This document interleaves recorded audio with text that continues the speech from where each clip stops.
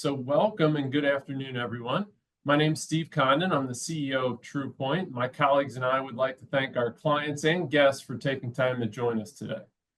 We'd also like to take this opportunity to extend our thoughts and prayers to our many clients along the Gulf Coast facing Hurricane Milton and to those throughout the Southeast still dealing with the wrath of Helene. Unfortunately, even the response to the storms has become a bit politicized, which is a sign of the times. As we sit here today, exactly 4 weeks away from Election Day, it's impossible to escape the constant barrage of political ads and commentary. It's amid this backdrop of divisiveness that our goal today is simply to provide an objective and apolitical view of the potential implications of the elections on your personal finances. While this obviously represents only a narrow element of the election implications, it is the element on which we are positioned to offer credible insight. So joining me today to provide that insight are three of my colleagues. Lauren Niestrat, CFA, a senior member of our investment team. John Evans, CFP and CPA, a senior wealth advisor serving Truepoint Wealth Counsel clients. And Jordan Patrick, CFP, a senior financial advisor who primarily serves clients of our Commerce service offering. Thank you to everyone who submitted questions in conjunction with your registration for the webinar. Many questions came in, some broad, some detailed, so we structured today's discussion to hit on the common themes and topics. Those include the economy, financial markets, tax policy, and even Social Security. Most importantly, however, we'll discuss personal planning opportunities that may result. You also have the opportunity to submit questions during the webinar using the Q&A feature. For any questions submitted prior to or during the webinar today that we're unable to directly address in our limited time, the team will be attempting to follow up on those with you individually in the coming days. And speaking of our limited time, part of my role today is to keep us on schedule with hopes of concluding the webinar within 60 minutes. I do promise to do my best, but trust me when I say trying to contain John Evans when he's talking tax policy is no easy task. And one other proactive disclaimer I'd like to issue. While our focus is on presenting the facts and avoiding any political statements, inevitably there will be enough content discussed to likely offend both sides of the aisle at some point. And if past experience is any guide, we'll likely hear from each side that our presentation was biased in some way. So just to be safe, I am wearing my completely nonpartisan shirt that includes equal amounts of red and blue.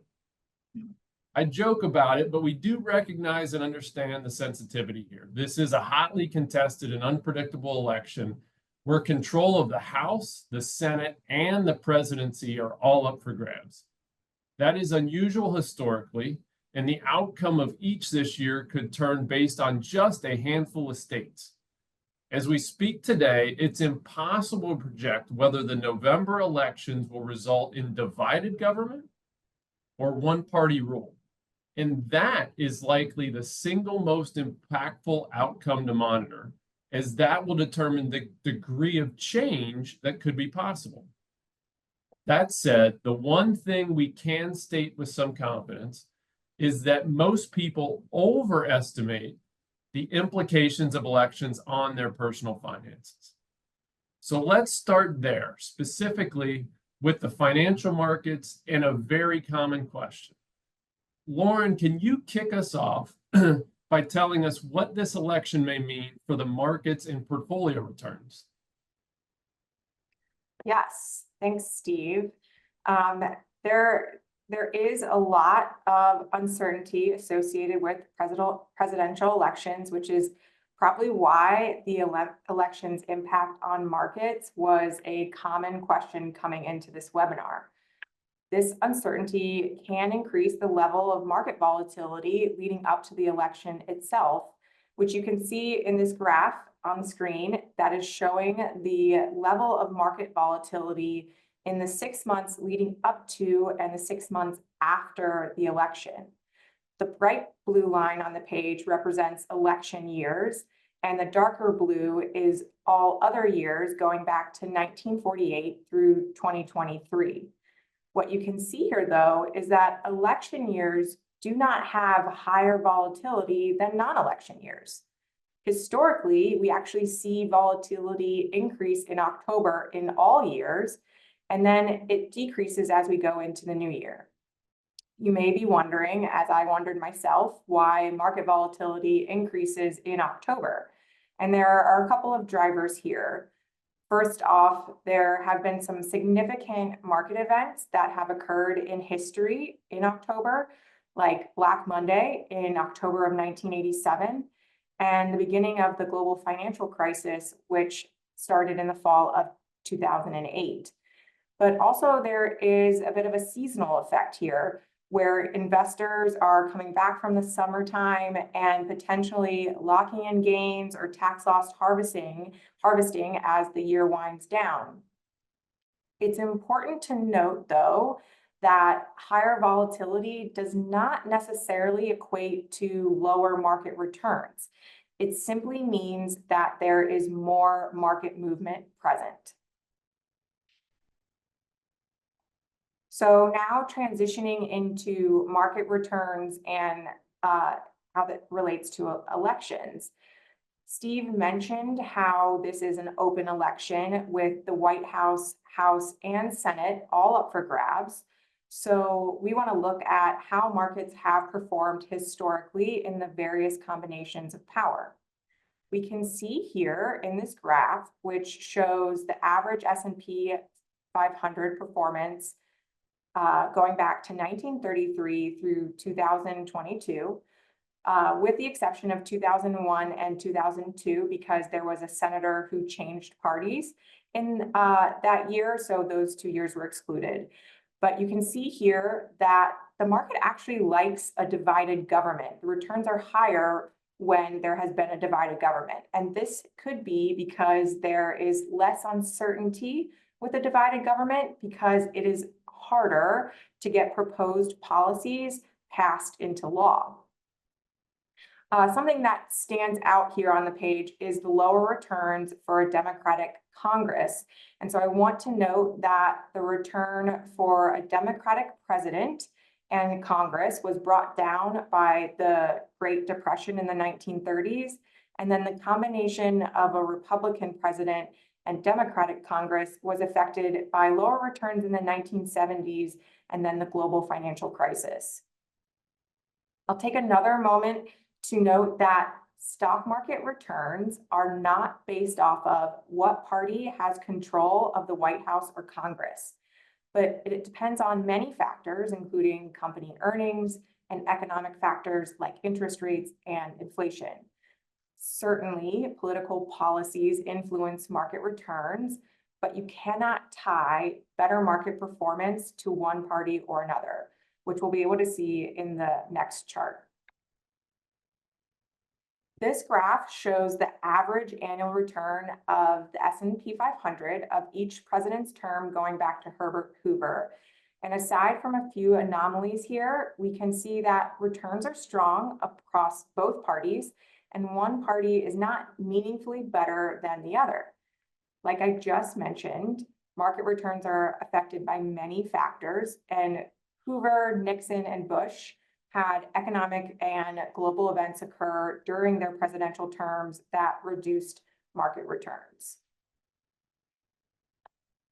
Showing the data in a slightly different way, this graph shows the growth of the S&P 500 from 1926 through 2023.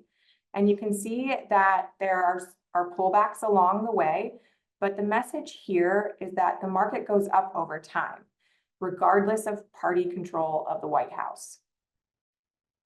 So what about control of Congress? Is the story the same? Yes, it is. So this graph shows the same time period, 1926 through 2023, and differing controls of Congress. But again, the message applies that the market goes up over time. So what do we want you to take away from all these charts that we're showing?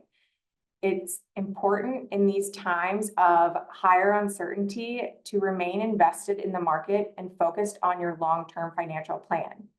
If you let your politics drive your investment decisions, you could significantly diminish your portfolio returns. And this graph shows us just that. This graph shows the growth of $100 invested in the S&P 500 starting in 1949 through 2023.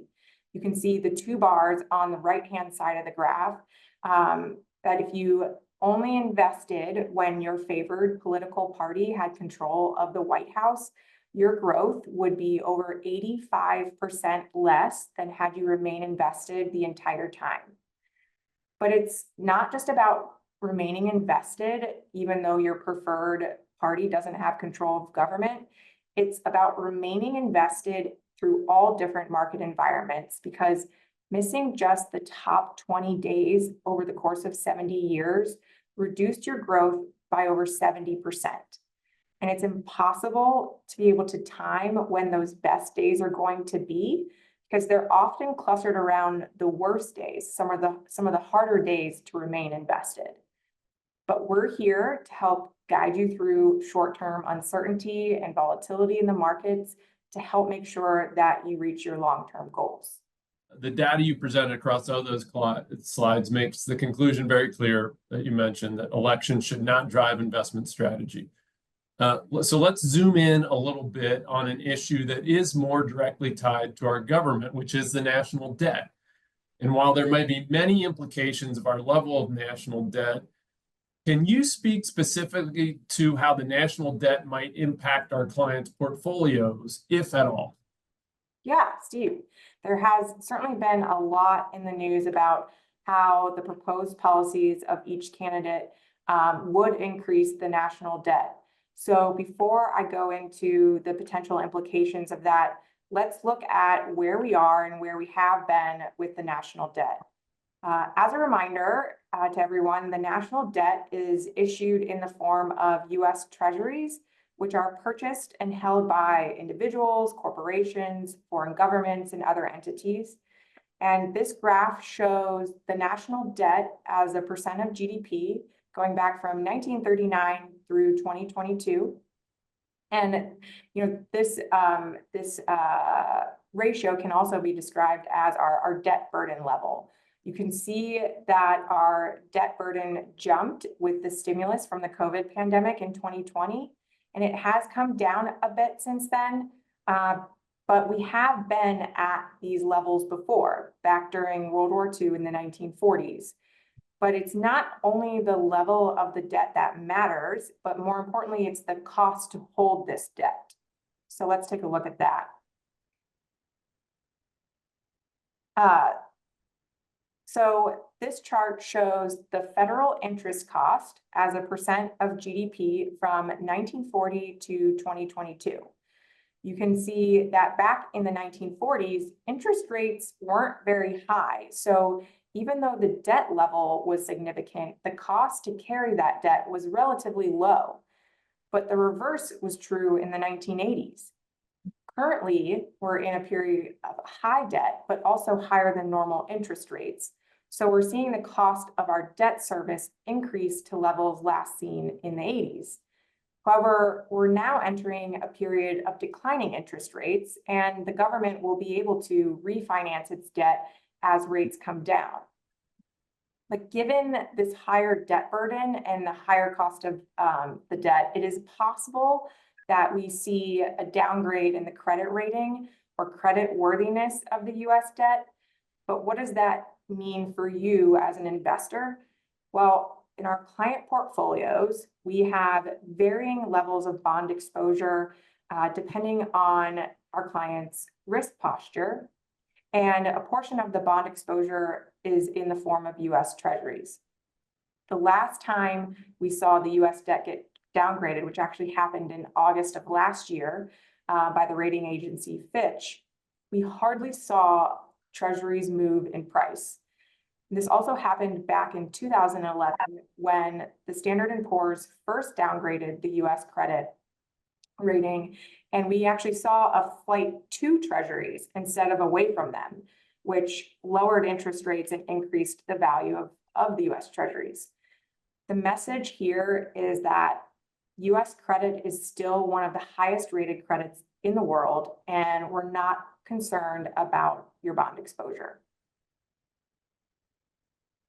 Thank you, Lauren. That's helpful. Now, speaking of interest rates, maybe let's expand on that a little bit and talk about the Federal Reserve. Can you speak to the role of the Federal Reserve in fostering a healthy economy and their role in interest rate policy?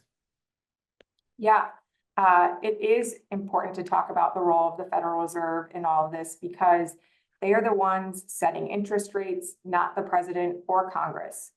The Fed, they have a dual mandate of price stability and maximum employment. So their job is to keep inflation under control and unemployment low. And the primary way they manage this is through setting interest rates.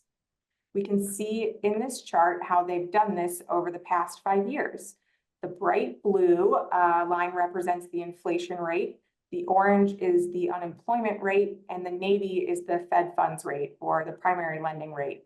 You can see when the pandemic happened in 2020, unemployment spiked, and to avoid a deep recession, the Fed reduced rates to 0. But between the stimulus packages and the low rate environment, inflation increased. So the Fed had to then increase rates to bring inflation under control. Now we have inflation close to the Fed's target of 2% at around 2.5%, and we're still at a level of full employment. But the Fed is now trying to prevent the economy from weakening by keeping interest rates too high for too long. So they made their first rate cut last month of 0.5%. And it's possible that we see maybe 2 more rate cuts this year of 0.25% each. That's currently the projection, but that could obviously change. All this being said, the thing to remember here is that the Fed acts independent of Congress and the White House with the goal, again, of price stability and maximum employment. All right. Thank you, Lauren. Very helpful. So let's talk a little bit now about everyone's favorite topic, tax policy. John, I know you and the tax team have been digging into all the possibilities. So please save the rest of us from getting mired in tax policy. What can you tell us about where our taxes are headed? I will do my best. And if Steve needs to nudge me along, please do so. So as we begin, there are 3 key points that we all need to be mindful of. First of all, these plans are massive, and we can't cover all of them in the short amount of time that we have today. So what we've decided to do is we're focusing on those 3 main areas that most clients are concerned with. That's income tax, estate tax, and Social Security. The second key point, and this is a really important one, becoming president does not guarantee that your plans and policies will be enacted. 4 years ago, we did the same webinar for our clients, and we reviewed, Biden's tax plan at that point. And despite being elected, none of those tax policies became law. And 4 years prior to that, when Trump ran, Trump had a tax policy. Now, Trump was able to pass tax law, but what passed versus what he ran on was significantly different. What went into law was what we would call significantly watered down. And why is this? Well, number one, it's the makeup of Congress. What will the makeup of Congress become in this election may have a significant impact on the success of either party getting their policies through. And secondly, budgetary constraints. A pretty simple one. The third point I want to make, which leads us right into this slide, is that our current income and estate tax law expires on December 31st, 2025. So just to make things even more fun for all of us, we have this expiration to deal with and to consider as we look at these tax proposal comparisons. And that's where we're going to begin. So at the highest level, the way to think about the Trump plan and the Harris plan, Trump would like to keep our current law in place beyond the expiration in 2025.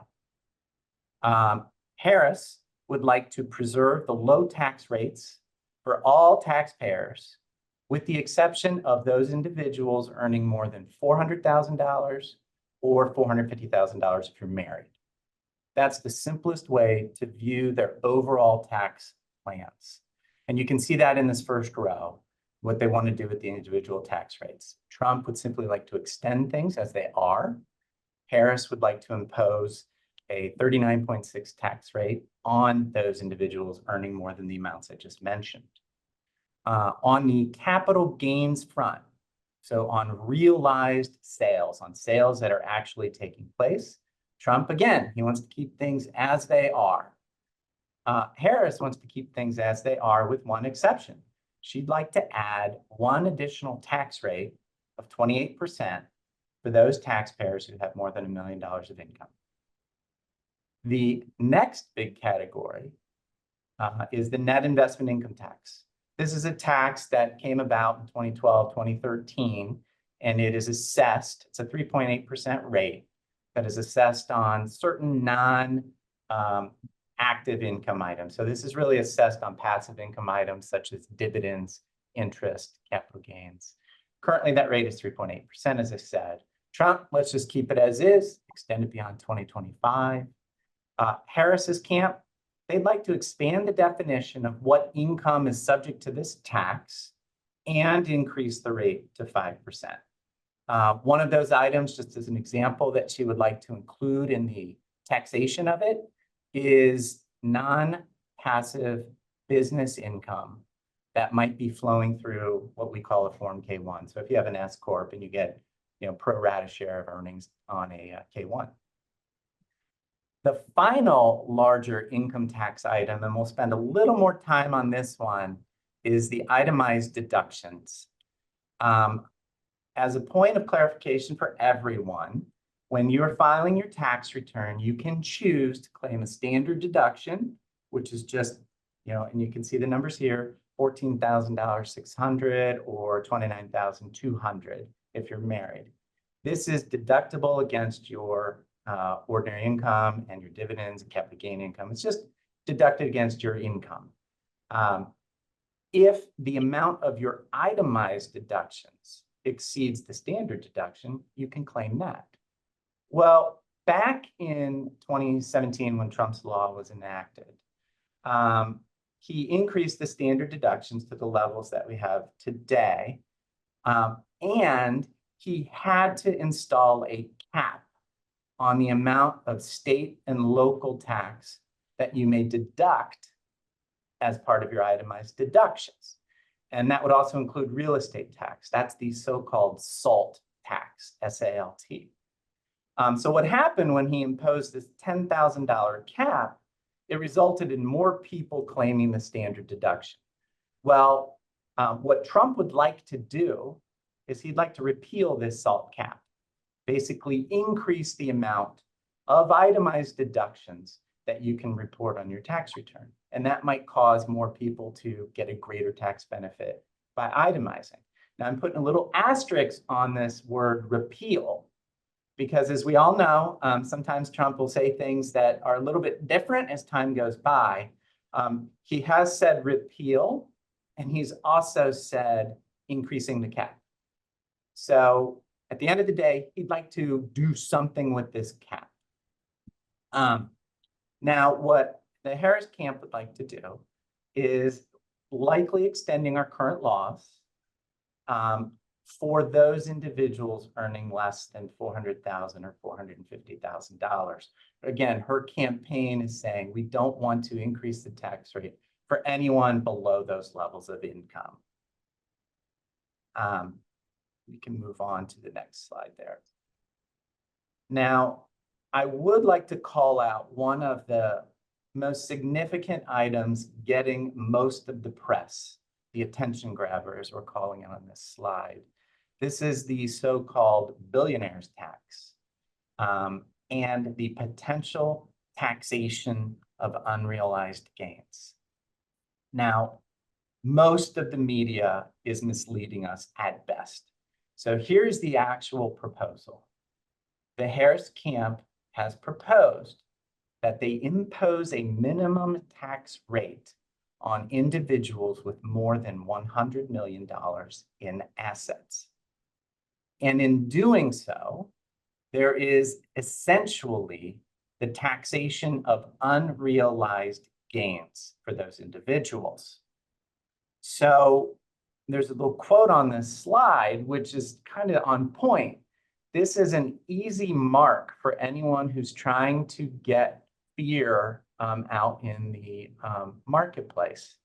The taxation of unrealized gains. And if you just start going down the rabbit hole of what information is covered in social media, whether it's on Twitter or X or on YouTube, whatever it is, very seemingly so well-credentialed individuals are posting these stories saying, you're going to have to sell your home to pay the tax.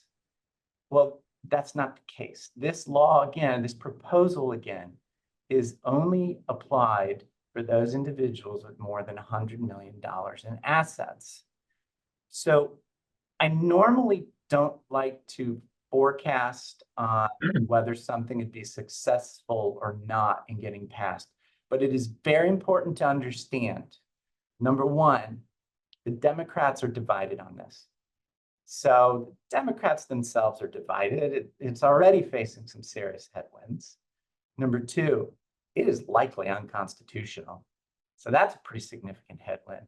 And number three, from someone who's been practicing for 32 years, I have no idea how in the world they could possibly enforce something like this. Just thinking about how in the world would you value a private business, private investments, real estate, on and on and on. And is it the net asset? So I would say this is very unlikely, but I just wanted to call this to your all's attention, that this is the proposal. And everything that you're seeing out there, if they're doing it in 128 characters or less, it's misleading. So we can move on from this one. The estate tax proposals. This is where we also get into some pretty interesting differences. Left side of the screen, you can kind of see where we are today.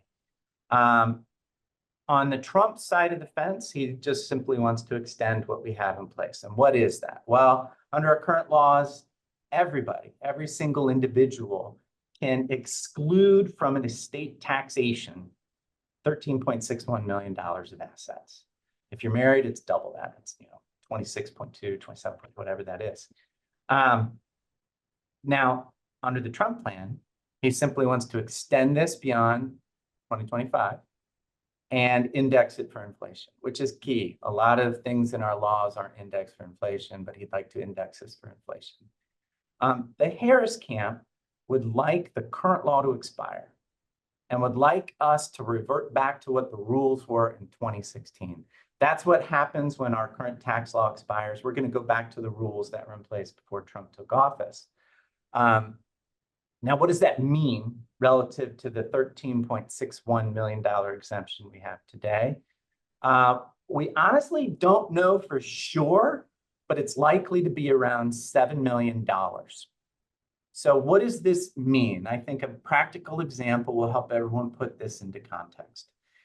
If an individual has $13 million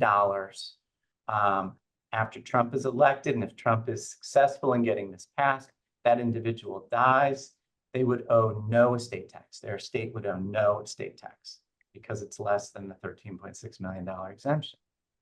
Well, if the Harris camp wins and is successful in getting this policy pushed through, that same individual could owe about $2.4 million of estate tax. That's just to give you an idea of magnitude of what this all means. Now we move to the next topic here, basis step up on inherited property. And this is a little tricky, so let me just explain it to you quickly what we're talking about, and then we can talk about the differences in their proposals.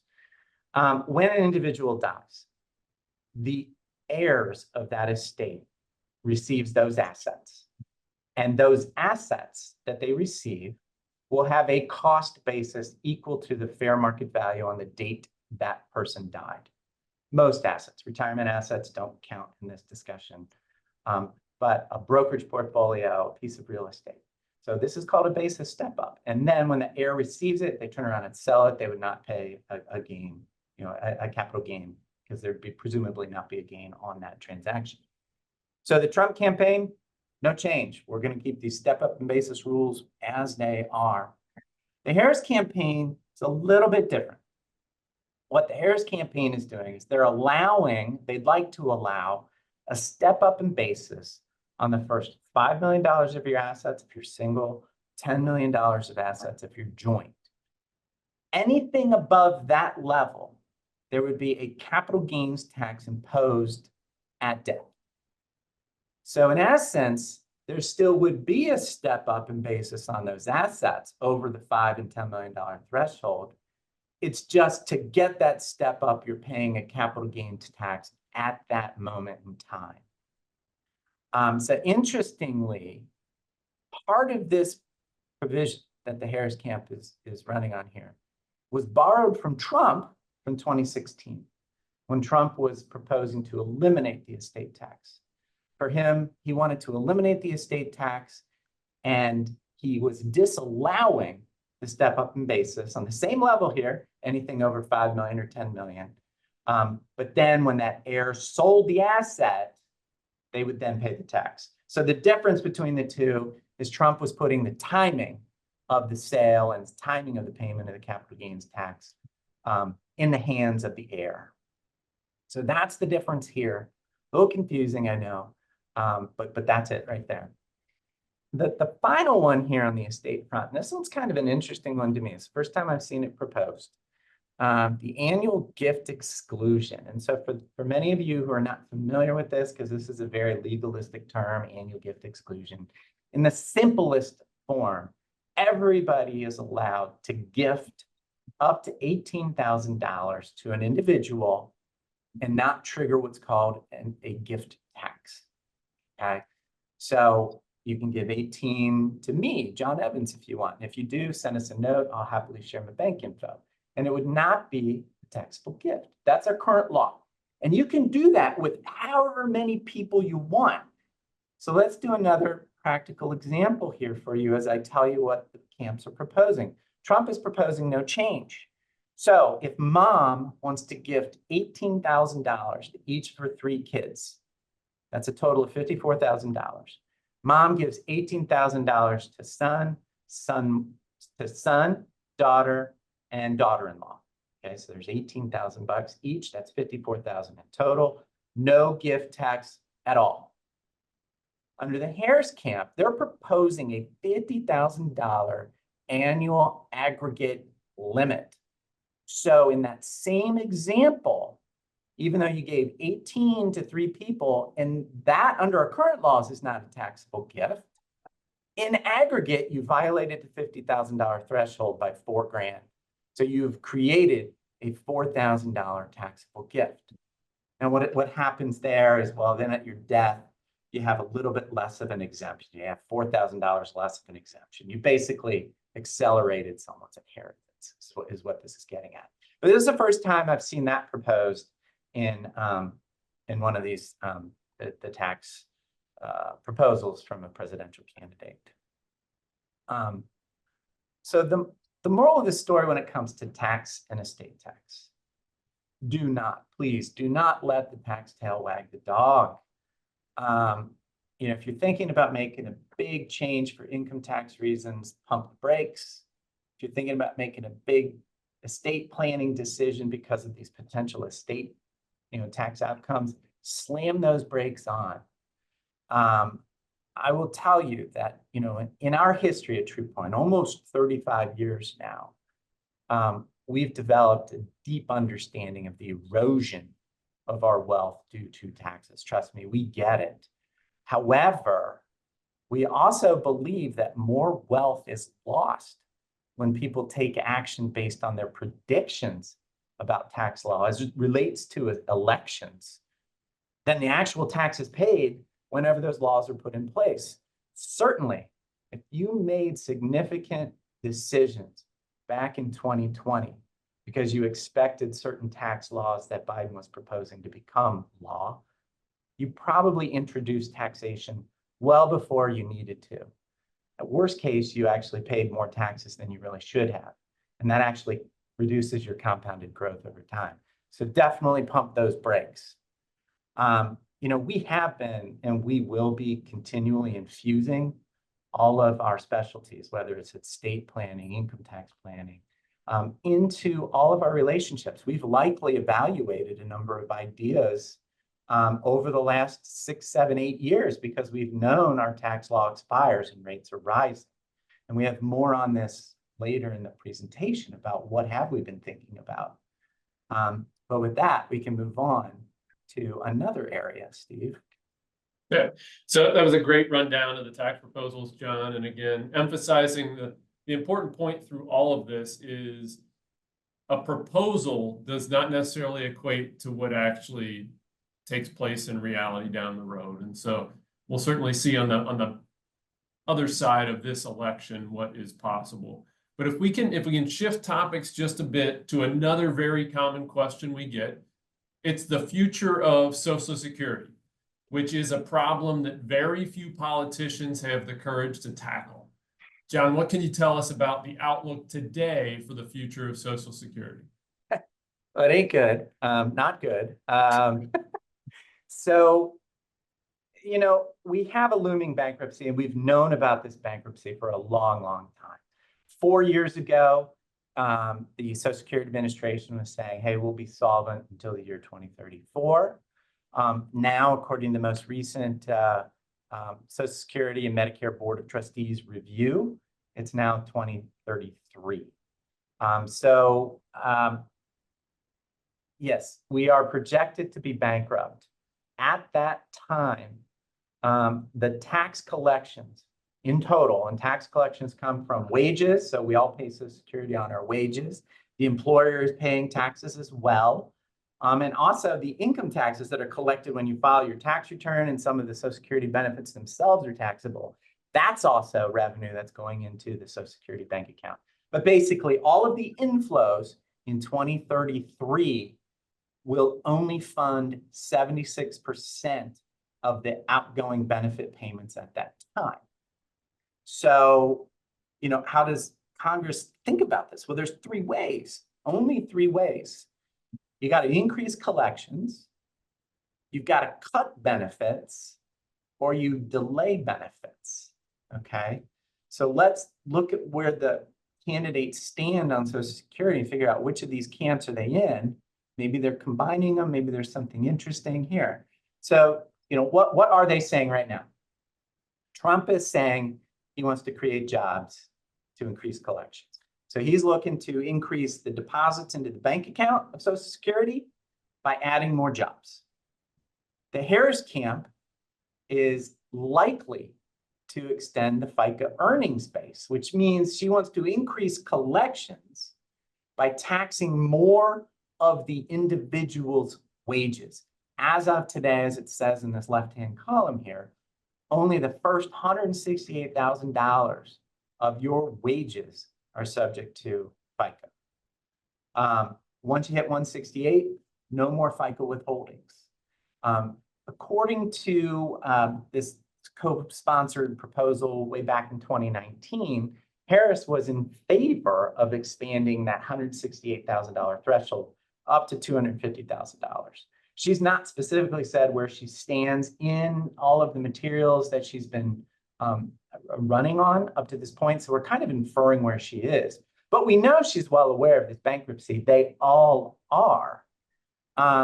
So they're focused on increasing collections. What I thought would be interesting for the group to know here, for those who are listening in, what would it take for Social Security to become solvent for the next 75 years?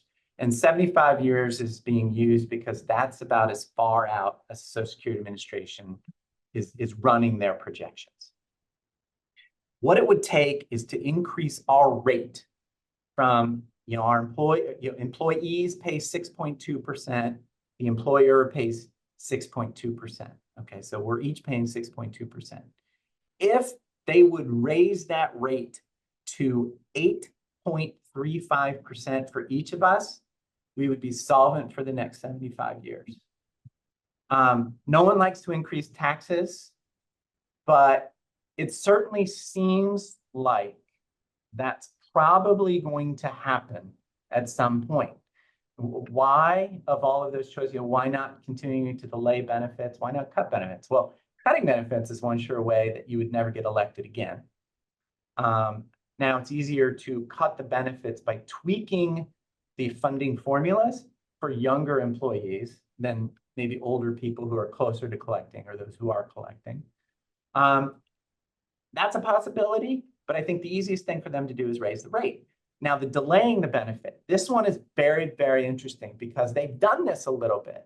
It used to be age 65 you can claim, and then it got pushed out to 66, and for some people it's 67. Will they push it out anymore? Very doubtful. Why? Because although we're all well aware that a lot of people are living longer, not everybody is. It's clearly a socioeconomic issue when you look at life expectancy. So delaying benefits for some folks is actually a benefits cut. Congress is aware of that. Social Security Administration is well aware of that. And I think more and more people are becoming aware of that. So that really doesn't feel like the right answer. Raising the rate is probably going to happen, Steve.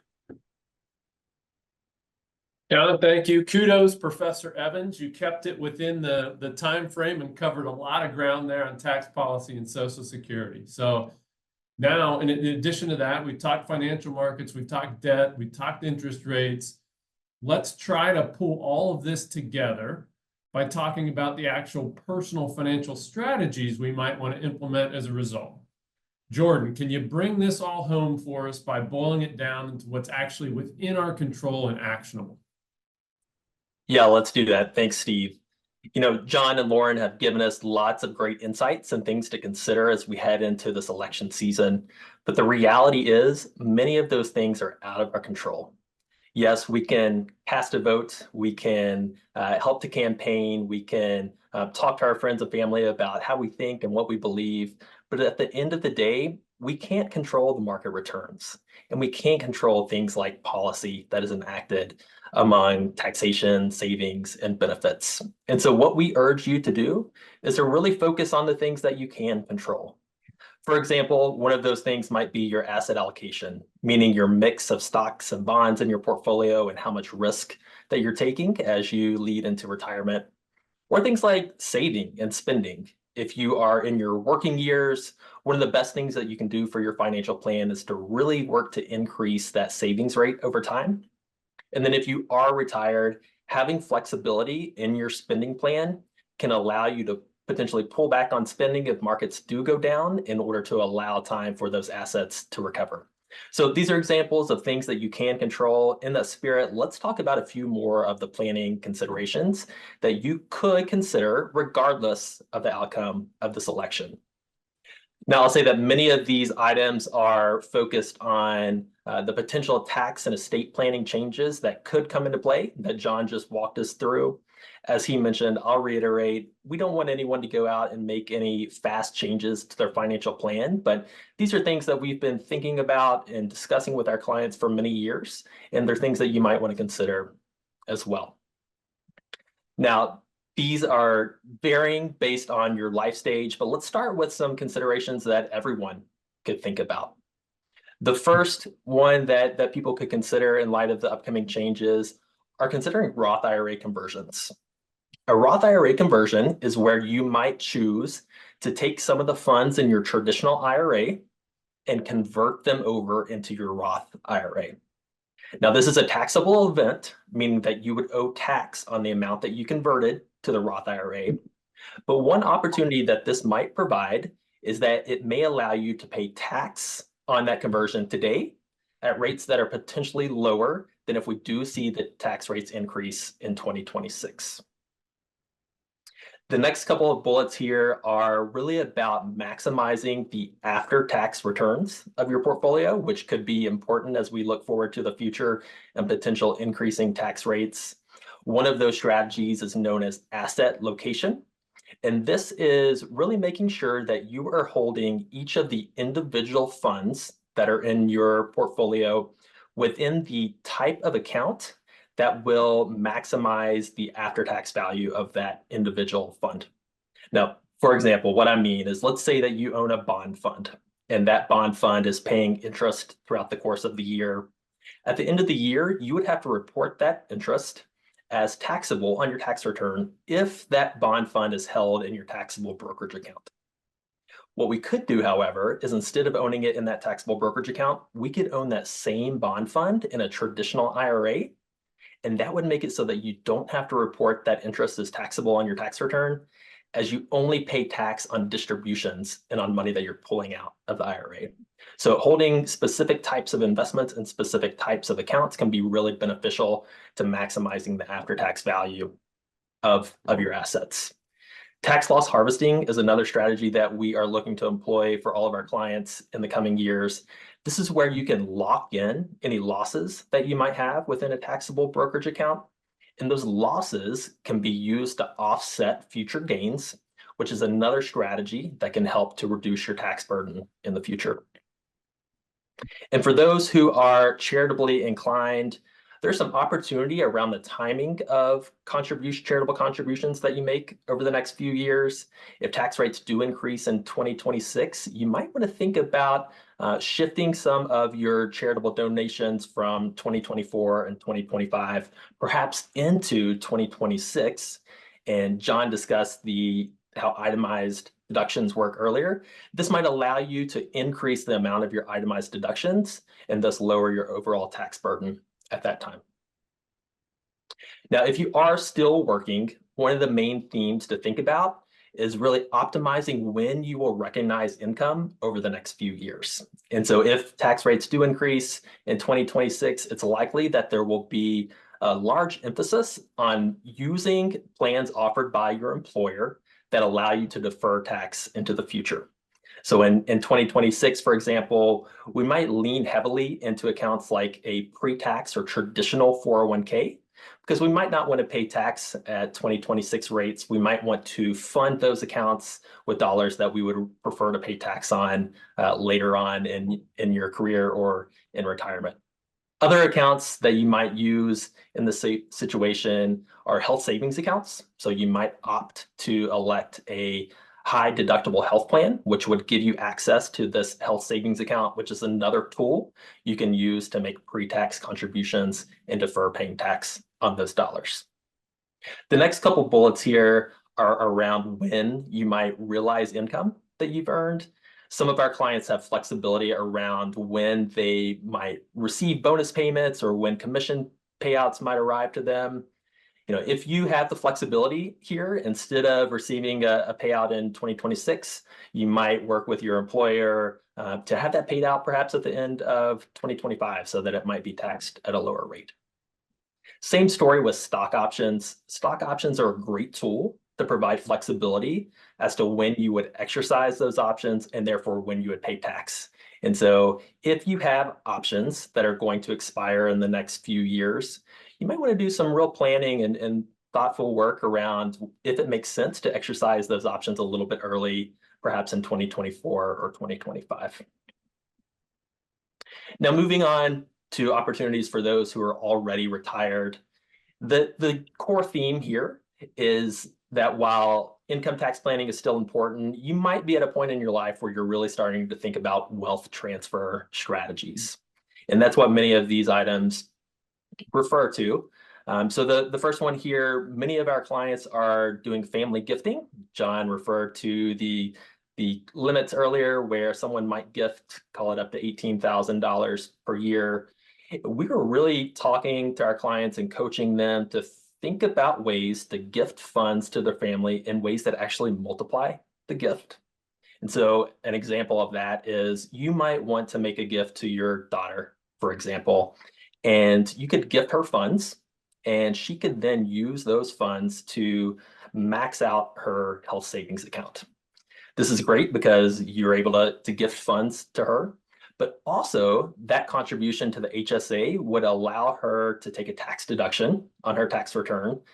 It would increase the amount that she brings home after tax. And so you've actually multiplied the total value of the gift beyond what you initially gave. The next couple points here are ones that you might consider if you are in a situation where you think you might be subject to estate tax. And tools like intrafamily loans, grantor retained annuity trust, spousal lifetime access trust, these are all estate planning tools that can allow you to remove assets and their growth from your estate while still having some access to them. So in light of the changes that could happen in 2026, where we might see the limits come down and more people might be exposed to estate tax, these are tools that you might consider. And then finally here, an opportunity for those who are age 70 and a half or above is to consider using qualified charitable distributions, or QCDs. And QCDs are where you take funds from your traditional IRA and you make direct donations to charity with those funds. Now, typically when you pull money out of a traditional IRA, it is taxed at ordinary income rates. But when you do this QCD strategy, you actually do not owe tax on the distributions that go to charity. The bonus benefit here is that for those who are subject to required minimum distributions, the QCD also counts towards those. So you're able to fulfill that RMD while reducing the tax impact of those. So these are some planning strategies to consider now. Again, we really want to emphasize focusing on the things that you can control while not making any rash decisions. Thank you, Jordan. Excellent advice, and just emphasize again, the big picture premise here is that the election results are completely out of our control. And even if we knew who was going to win, it still doesn't tell us what policy may end up being. So to Jordan's point, focus on what is within our control. And please let us help you with any personal planning strategies that may be relevant as we see the political environment play out and whether it results in any policy changes. With that, we're going to wrap up for today. I want to thank Jordan, Lauren, and John for all the work they did in preparing and addressing client questions today. Thank you to the three of you. And with regards to questions, as I mentioned, our goal was to address the most common questions and themes that we've heard from clients before and during the webinar. The team will be attempting to follow up individually on any questions we did not have time to cover today, or that simply require more specific discussion. Thank you to everyone again for taking time to join us. We know your time is very valuable and we appreciate you spending the hour with us. Do not hesitate to reach out with any thoughts or questions you have. And please let us know if there is anything we can do to help you or someone you know. Thank you again and have a great evening.